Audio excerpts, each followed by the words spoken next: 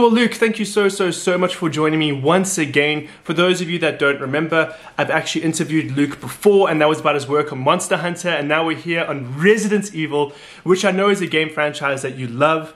So Luke, in our previous interview we did, you basically broke down what a fabricator does, but for those who haven't watched that interview, can you just tell us a little bit more about what you do? So a fabricator or a property fabricator is basically an artist that kind of creates whatever the art director or the props master envisions. So not all props masters or art directors necessarily are fabricators themselves. Majority of them have sort of fabrication experience, but sometimes, like in some cases, they will know exactly what type of look they want. They will know exactly what type of prop or weapon or helmet or anything like that in mind, and they'll do reference research. They'll do get somebody to design it and stuff like that, and they are basically in control of creating the whole mood, the whole aesthetic. And they often they can't do both. They can't make and manage it, so they'll get fabricators on board to basically fabricate what they envision. What was it like actually working for such a, prolific brand or property like Resident Evil? Well, obviously, in the beginning, like in the very, very beginning, you don't know exactly what you're working on. I like similar to Monster Hunter, I first started off sort of doing work from home, my workshop at home, and I'll get to the backpack in a little bit. And I wasn't really, because I'm working from home, I wasn't really necessarily like on contract at that point. It was still kind of early days, so it obviously it had a code name, and the code name was Venus Flytrap. So a lot of people didn't really know, and for a long time it was Venus Flytrap. A lot of people that were working on contract on site still didn't quite know what it was, because they first obviously get a whole bunch of stuff in order, and then they kind of have the NDAs and everything. So initially, I was like, I wonder what this is, and then obviously my sister, she also worked on Resident Evil. So I started off working at home in my workshop, and then after I did the backpack, which Jade Vesca wears in the beginning, they kind of said to me, "Are you available?" And I said, "Yeah." And they were like, "Do you want to like come on the team, because we've got some stuff that we would love you and your sister to do?" And I was like, "Okay, yeah, let's do it." And then when we found out about that it was Resident Evil, it was actually kind of, we figured it out because we started seeing things that are very iconic. And one of them was, I think I've mentioned this before, was the flower. The flower is apparently super iconic to like avid game lovers or avid Resident Evil game lovers. They miss nothing. But it took me a while to kind of click. I saw the flower, and it's obviously the same flower that Lady Demetrius has on her necklace. And I said to my sister, I said, "This flower looks so familiar." And then she's like, "Oh, yeah." And then I said, "Hang on." I said, "This is Resident Evil."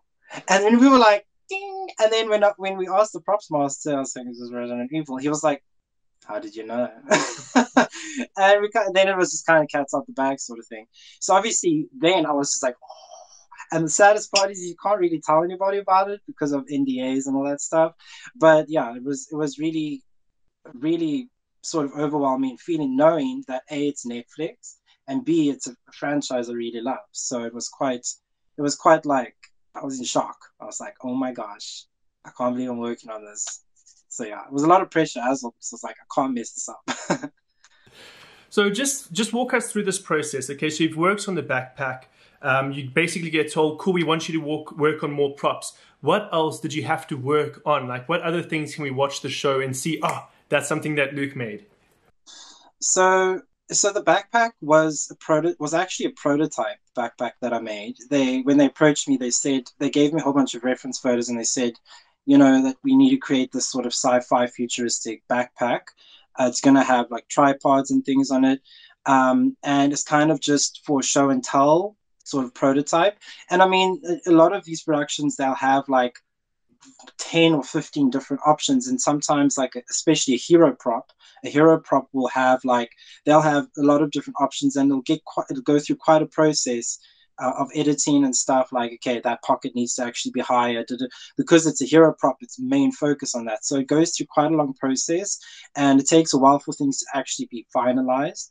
So the backpack I did as a prototype, they were going to actually get somebody else to make the final one, because obviously I was just working freelance from my workshop.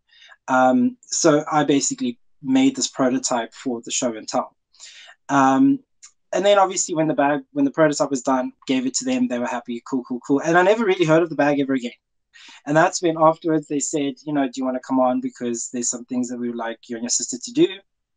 And obviously it was quite early days, so there was a lot of things that we either had to figure out or we had to create like options. So it was during that phase that I joined on. There wasn't necessarily set designs for everything. It was kind of like, let's make stuff and then show, then obviously the props master and the art directors and stuff can look at it and go, okay, cool, and pitch that to the higher ups, and then they can decide from there. So it was still kind of like early days. But one of the first things that we kind of had to do was, and this was something that they needed, irrespective of going through design phases, is they needed what we were calling them stacking bodies. And these are basically like these blank foam bodies that they buy, and they're like, usually they're very soft and flimsy. You pick them up, they're kind of like, and some of them have metal frames in them that you can actually bend them into positions. And we had to dress these stacking zombies or stacking bodies, and then do the effects and stuff on them so that they look all dead and gory and undead, so that they could basically pile these bodies up to set dress. Because we do fabrication, we don't necessarily do prosthetics. So they'll have a specific team that does prosthetic stuff. So the close-up scenes and the scenes of all the actors that are actually supposed to be the zombies, they'll have makeup and prosthetics and stuff. We just had to basically make these foam bodies look like dead zombies, So that was quite fun, because we were given like bags and bags and bags of clothes, and it's all sort of newish or secondhand clothes. And we had to just completely destroy it. We had to tarnish it, we had to rip it, we had to shred it, we had to weather it, cover it with blood and dirt. So we just had bags and bags and bags of clothing. And we did about, if I'm not mistaken, I think about 20 or 25 of these bodies. So while we were finishing them, or every time we finished one, we would put them in a pile. So if somebody walked into the workshop, we would just see this massive pile of like zombie bodies. And I actually have a photo of it. A lot of people would, security, when the security would walk past, they would walk past like, and they would look like this, like, yo. They were like, what is happening? Because obviously it's a whole bunch of dead bodies, so that's what we started off doing. And then the props master came to us and said, so there's going to be this group of people that they're kind of like scavengers, and we didn't have that much reference material to work from. So they kind of put the ball in our court, and they said, so you guys get to design some post-apocalyptic scavenger armor. And we were both like, because obviously most productions, they'll have set designs, like they'll have a costume design, and this is the scavengers, this is this tribe, this is that group, to work from. So we were both incredibly excited, because we both enjoy design, my sister and I. And I mean, I'm a costume designer, that's like my thing.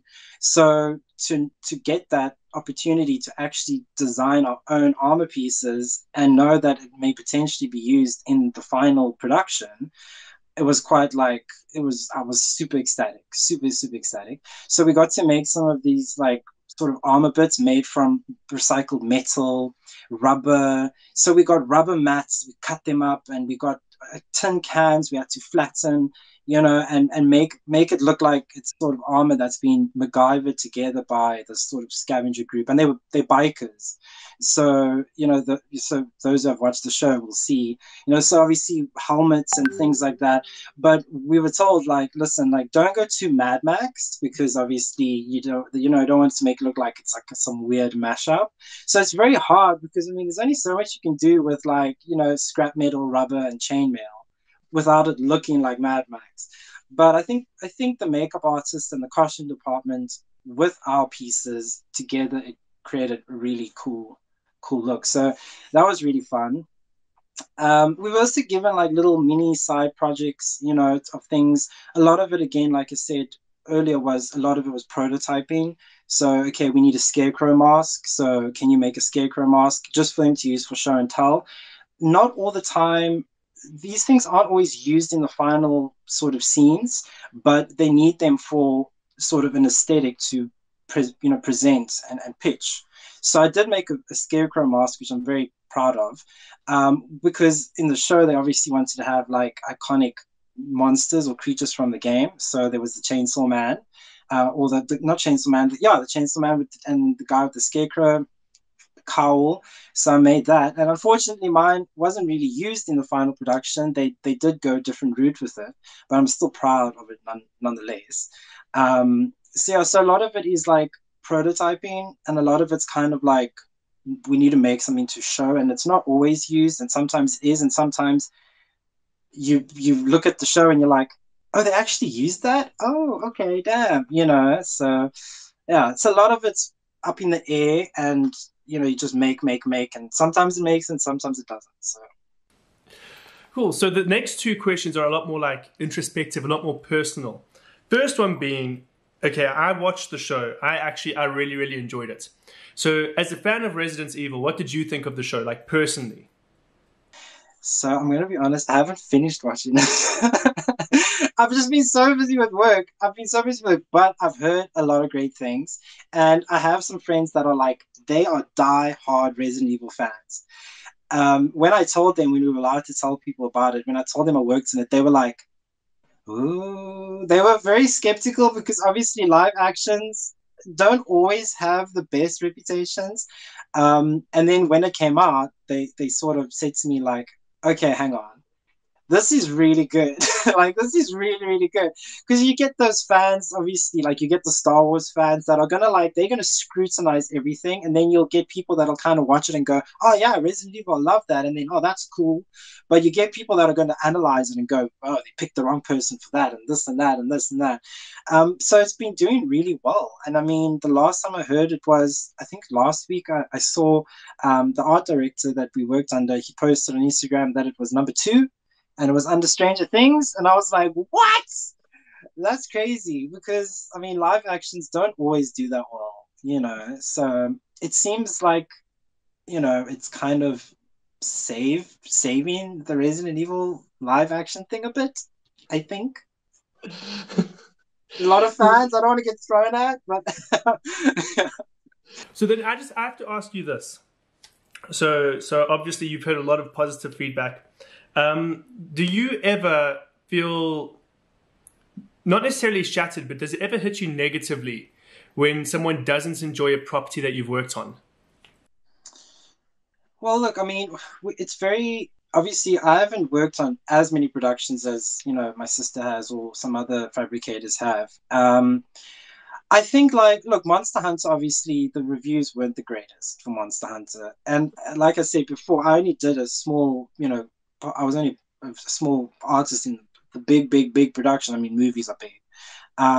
And when the movie didn't do so great, when I watched the movie, I was a bit like, okay. But I was just like, look at the swords, look at the arrows, look at this and look at that. I was just more like, hey, that's there, but I think one doesn't really get too attached to it because, I mean, at the end of the day, it's all subjective. So somebody may look at it, somebody may watch Monster Hunter and go, this is like the best movie ever. And somebody else will look at it and go, is that your standard? You know what I mean? So it's very subjective. So I think what's more shattering is when you spend a lot of time thinking, okay, cool, this sword or this prop or this thing looks really, really great. And then the art director goes, no, next. Luckily that very rarely happens because we usually get very good briefs and we usually have a lot of brainstorming sessions, or we'll do like little sketches and stuff. But I think that would be the most shattering, is knowing you've like worked hard on something and you really like it, and then somebody higher up goes, it looks like shit. you know, that's unfortunately being an artist in the film industry. I mean, one thing that I learned doing 3D animation was our lecturer said to us, like, you need to grow like a thick skin. You need to have a tough skin because you can spend 20 hours painting something on digitally painting something and I think it is amazing, and then the art director will look at it and go, "This is crap. Do it again." You can't go and cry in the corner because I mean it's like, so that sort of taught me then already. So I'm very good at getting constructive criticism and stuff. So I think what would be the most shattering is if somebody goes, "Is that what you made?" I think that's maybe what it would be. And I'm like, yeah. So yeah, I mean, there's a lot of things that we do that we don't always showcase. So like, I'm not gonna go and post pictures of trooper suits that I kind of maybe painted here and there and stuff like that because a lot of it's touch up stuff that we do as well.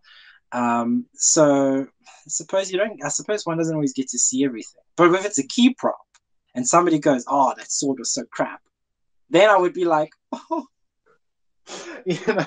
But usually it's a good response. So yeah.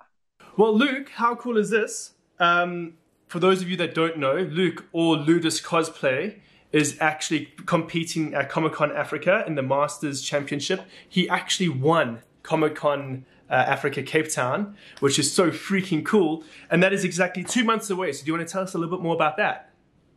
Sure. It's been a roller coaster of emotions because time is just running out. I feel like we have this giant clock behind us going, I get the Stranger Things experience every time we get an email from Comic Con saying 61 days to go, and we're all like, because it's obviously crunch time. It's stressful for all the contestants, and apparently there's a lot of contestants. It's like 64 or something contestants this year, so that's great. When Comic Con Cape Town was in October last year, and when that sort of competition was over and it all kind of sinks in, I immediately started planning what I wanted to do, because I know time just goes like this. So, and it has, it's just flown by. I mean, in 2 months time we're all going to be together, and in the blink of an eye, I mean, it just goes so fast. So I've been working very hard on my entry, because it's masters. You kind of have to kick down the door and be like, "This is what I made," because it's a very high prize. The prize is a great prize. It's a big one. It's a big goal that a lot of people work towards. So I'm putting out all the stops. I'm looking at it on the mannequin right now. I'm like half finished. So I'm hoping to really just kick down the door and be like, "This is what 8 months of hard labor looks like," because I've been working on it literally for about, yeah, since end of December. I started working on it, so nonstop every day I've been working on this. So yeah, I'm excited and I'm nervous, but I'm very excited. It's from a very big game, so I'm very excited. A game that everyone loves. So con crunching is real right now. Con crunching is real. So then can you just tell us, like, let us know, what projects are you working on, or rather what projects are you allowed to tell us about, if any? Well, so I'm going to be honest, there's not that much that I'm currently working on at the moment because what I've done is I've just taken a break from working in the film industry to focus on my costume for Comic Con, but also to sort of do more freelance work. So I have been doing some odd jobs here and there on productions that are currently happening.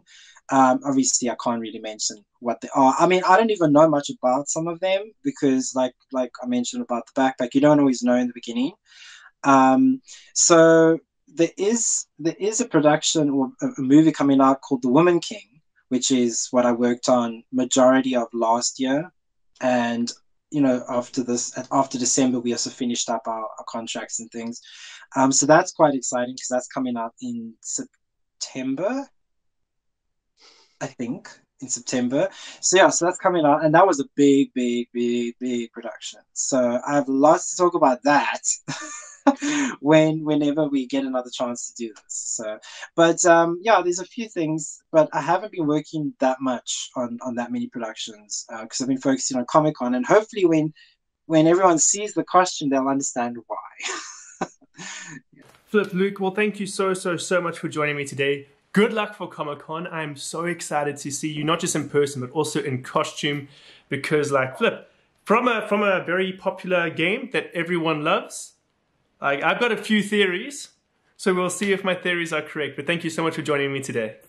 You know, I haven't really told anyone about it, not to be like shady or anything. It's just like I want to focus solidly on working on the costume and not necessarily like who's entering with what, and it's just my personal choice. And I think it's fun that everyone kind of like rocks up there and surprise, you know. I want it to be all about the build, not necessarily about, you know, posting about it, and I don't want it to become like a distraction. So focusing on that. But also very quickly, just to mention, about the bag, I forgot to tell you. So how I found out the bag is actually going to be in the show, I only found out literally like 2-3 weeks before like we finished up there. I saw the bag on the table and I went, "Hey, that's my bag." And the art director and the props master, they said, "Oh yeah, we decided to go with your bag." And I went, "What do you mean?" So they're like, "Yeah, it's now Jade's bag." And I went, "What?" So that day was just like I ran to the bathroom and I went, I couldn't believe it. I was like, "What?" So when I saw it on screen, I was just like, "Oh my gosh, this is crazy!" Like I remember sitting there at like 2 o'clock in the morning sewing that bag.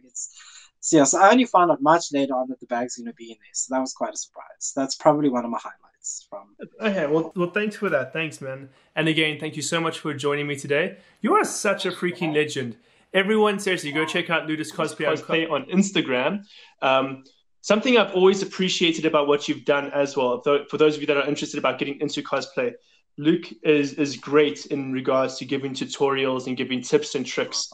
So seriously, if you're not just there for an entertainment point of view, but also an education point of view, Luke is the guy to follow. Oh, thank you. I like to pay it forward, and I like to try and help the community as much as I can, because I've been blessed and lucky to have an education. I've been lucky to have very creative people around me my whole life, and not everyone gets to have that. So I just try and pay it forward and help others out there as much as I can. But thank you so much. I really appreciate it. Your kind words. So this is Arlo. He is like 7 weeks old. Oh, can we just make this whole interview about these puppies? Oh, so cute. So cute. Oh, look at those beautiful eyes. Oh.